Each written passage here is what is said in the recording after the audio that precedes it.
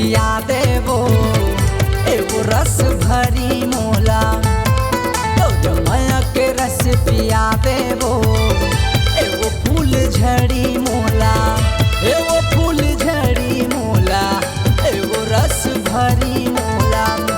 एगो फूल झड़ी मोला एगो रस भरी मोला। तोर माया के रस पिया देबो एगो फूल झड़ी मोला। तोर माया के रस पिया देबो एगो रस भरी मोला।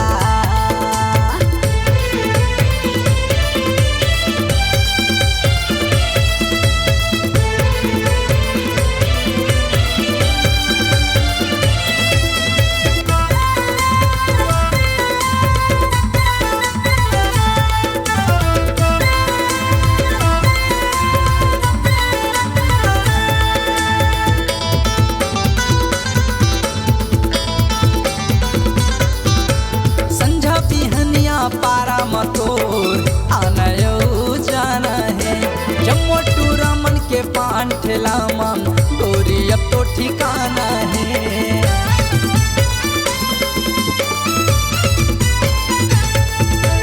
संझा बिहनिया पारा मतोर आनयो जाना है जम्मू टूरा मन के पान ठेला मन गोरी अब तो ठिकाना है।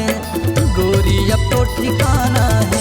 और माया के रस पिया देबो एगो फूल झड़ी मोला। और माया के रस पिया देबो एगो रस भरी मोला।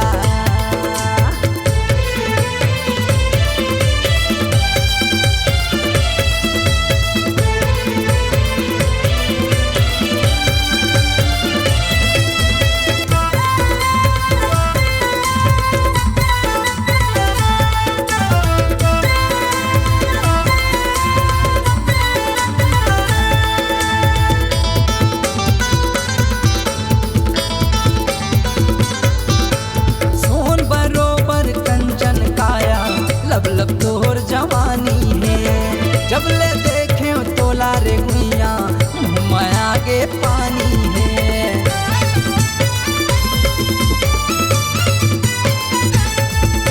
सोन बरोबर कंचन काया लब तोर जवानी है जब ले देखे तोला रे गुइया माया के पानी है।